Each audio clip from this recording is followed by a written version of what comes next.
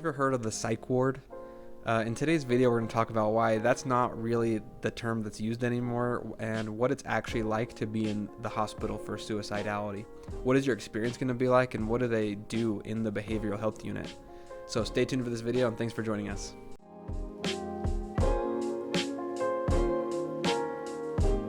Hello, everybody. Thank you for joining us for another episode.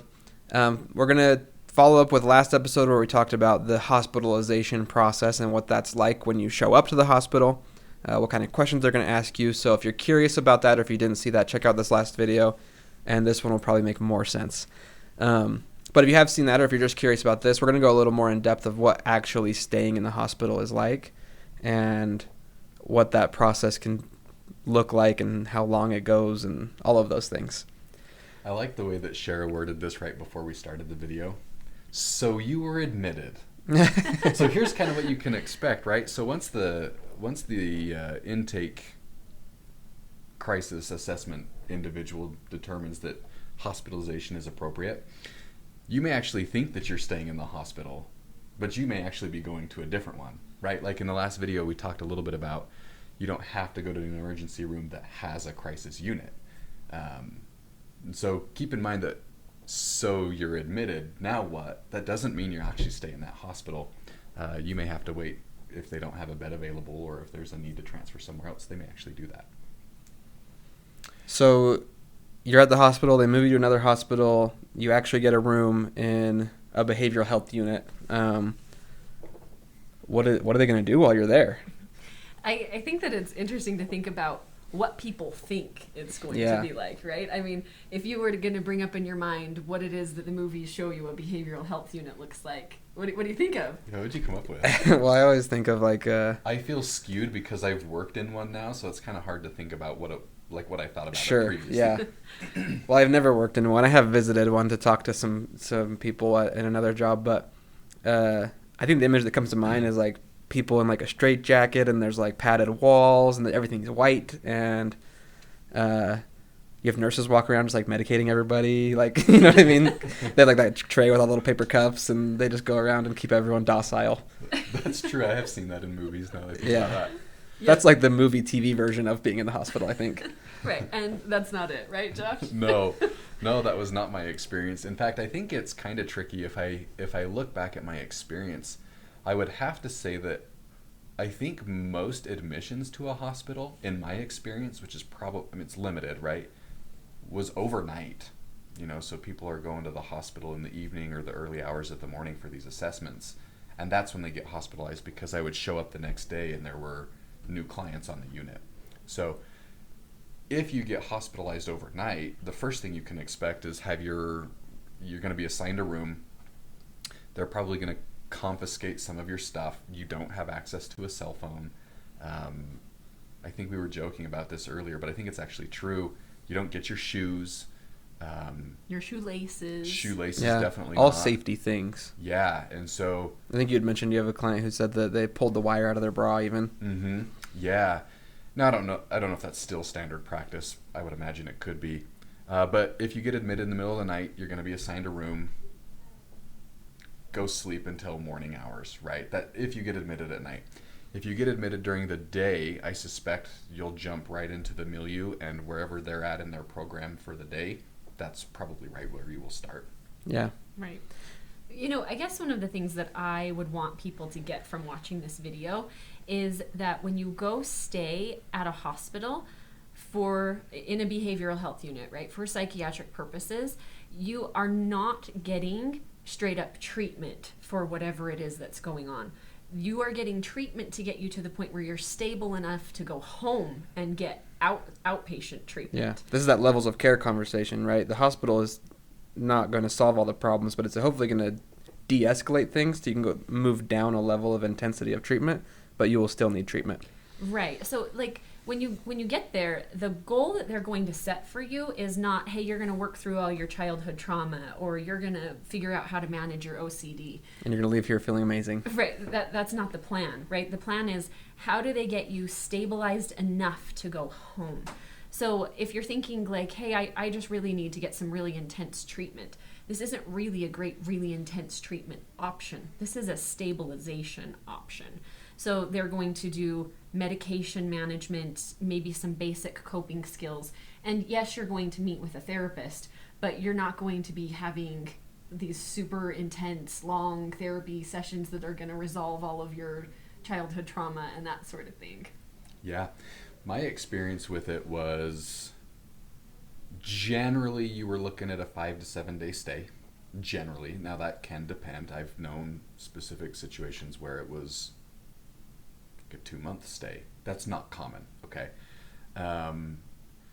But what you'll end up doing is you'll meet with a doctor, most likely a psychiatrist, maybe a nurse practitioner, probably daily, maybe every other day, depending on, the capacity and how full they are. But you'll meet with a doctor, you'll meet with nurses, you'll meet with a therapist, you'll go to groups, you'll do med management.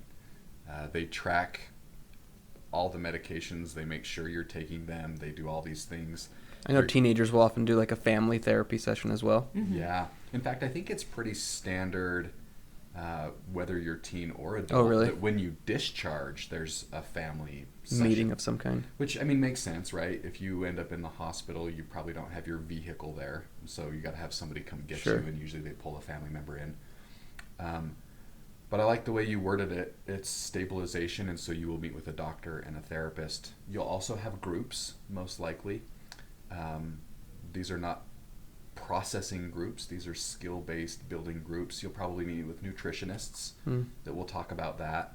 In the hospital I was at, there was rec therapy. So the rec therapist would come and talk. You'll have exercise time, which is, I think, part of why the rec therapy is there. And so if you think about kids going to school, this is like school, but I sleep there. It's a pretty structured, regimented day. You will have structured free time, right, where you can go take a nap if you want to, but it will only be within that window.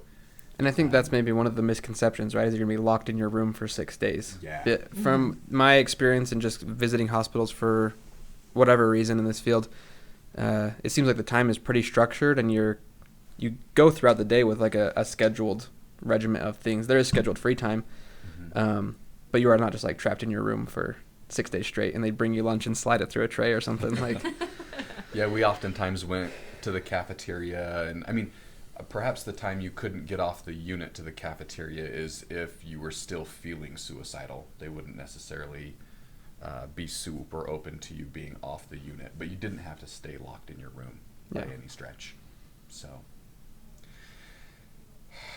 what else? So what if we were going to talk about benefits of hospitalization, right? What do you think are some of the things that you think would be beneficial for people if they are hospitalized?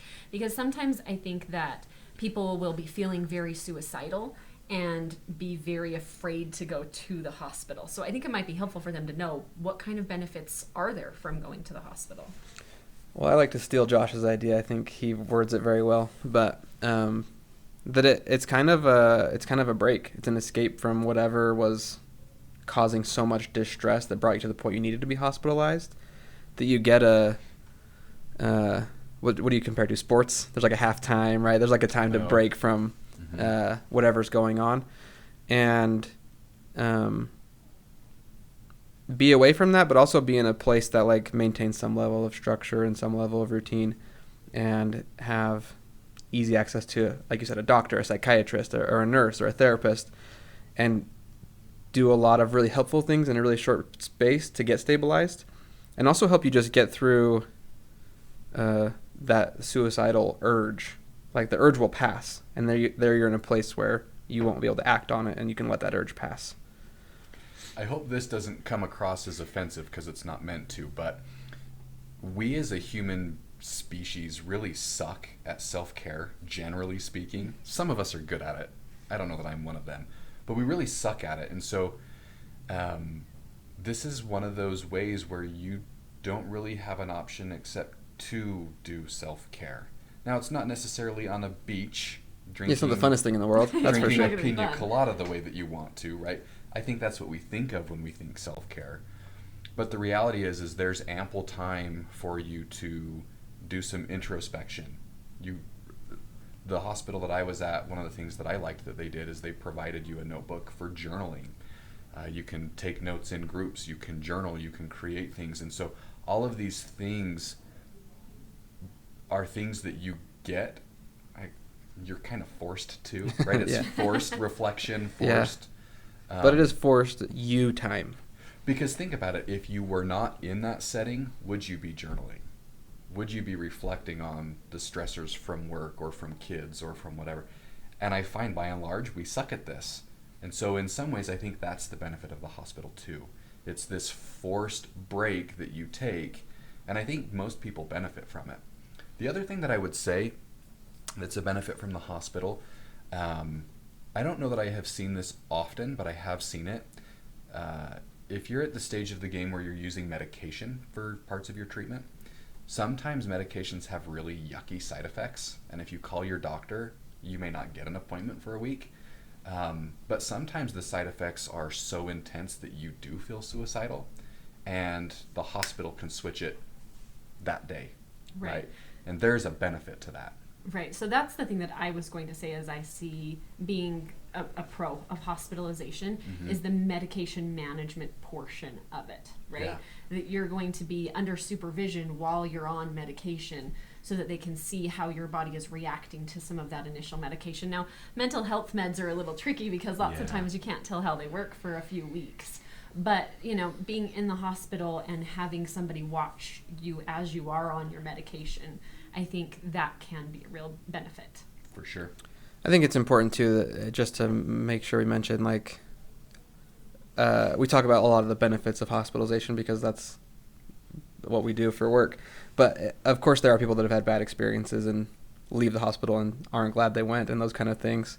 And nothing we're saying hopefully invalidates that because it happens, absolutely. But I think, at least from in where we work and how we see it, we've seen a lot of very successful hospital stays for people and a lot of really beneficial hospital stays for people as well. Yeah. So now the little tougher question, right? What are some of the real downsides of hospitalization? Because if we're just being real here, there are some downsides to hospitalization. I would say the first one that pops into my mind is that I think there are some people who are disappointed with their stay at the hospital.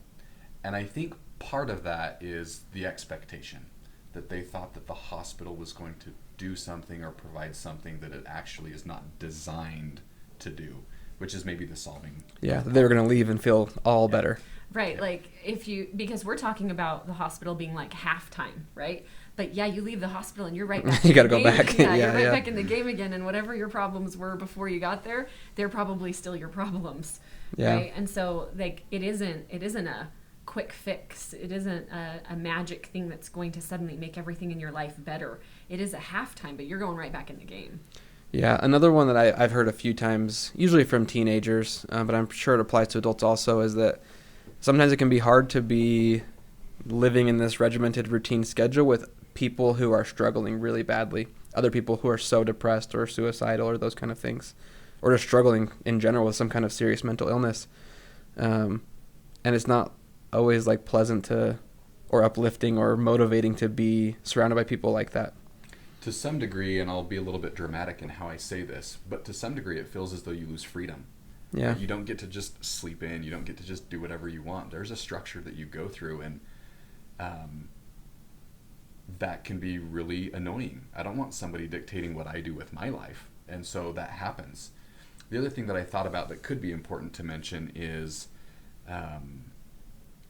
piggybacking off your comment, Jaden, where you got to remember that other folks that are in the hospital are also not in the best state of mind, and so you may not get free time away from them. It's not uncommon that you share a room with somebody. And so if you're trying to sleep, which we've all talked about how important that is in mental health, and then somebody gets admitted to your room in the middle of the night and they can't sleep and they're rolling over and you can hear the plastic on the bed or whatever, right? That's a serious downside to hospitalization. Yeah. One that I think sometimes can be a real deterrent for people is the cost. It can be very, very expensive to stay in the hospital. Your insurance may or may not cover parts of it. Who freaking knows? Right. Honestly. And really, and I think that if you haven't met your deductible for the year, like you're going to be meeting your deductible, right? Like there's a lot of things that go on in the hospital that are dictated some by insurance. The length of your stay can be dictated by your insurance. You may not be able to stay in the hospital as long as you feel like you need to because your insurance says, nope, that's all we're going to pay for. It can be quite expensive, and not to mention you may be missing hours at work and other things like that, right? So I think that those can be really difficult things. So maybe let's transition just to kind of the end of this conversation, or hospitalization. So what happens when you're leaving, when you're discharging? What does that process look like, and where do you go next? Go ahead. Well, so I was going to say you're going to leave with a safety plan, right? Mm-hmm. While you're at the hospital, you will create a safety plan, and you will leave with that safety plan. You'll also, just like any other kind of hospitalization, you'll leave with treatment instructions or things you're supposed to follow up with, whether that's medication management and other things that you need to be doing to make sure that your mental health is being taken care of. And to leave the hospital, you have to have an appointment with an outpatient provider. And usually whoever is helping you exit the hospital will ensure that you have that set up. That's oftentimes what the social worker does at the hospital. Their role is helping with that. Yeah. Just two things that I would like to throw out there in regards to hospitalization. The first is, it's not always convenient and it's not always fun, but sometimes it is necessary, and that's the tool to use, which leads me to my rant, which is number 2. When you think about your mental health, think of it as like a toolbox with different skills and different tools that you can use. A house isn't built with just a hammer, right? Friends are a tool, parents are a tool, therapists on an outpatient basis are a tool. Hospitalization is a tool, and there are times when that's the tool that needs to be used, despite the fact that it's uncomfortable. My hope in saying that is that we don't look at hospitals as such a negative thing. Yeah. They're actually the right tool at the right time in specific situations.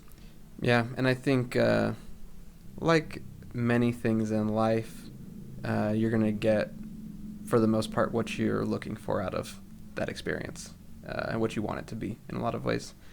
You can take advantage of it and make the most of a situation, even if you don't really want to be there. Take advantage of your halftime, of your break, and of all the resources you have in that moment. Or you can just stay miserable. That's also an option. Always an option. Always an option. All right. Well, thank you, everybody, for joining us for this episode. If you have any questions or comments about it, we'd love to chat with you guys. If you enjoyed it, please like, subscribe, and we'll see you on the next episode. Thanks. See ya.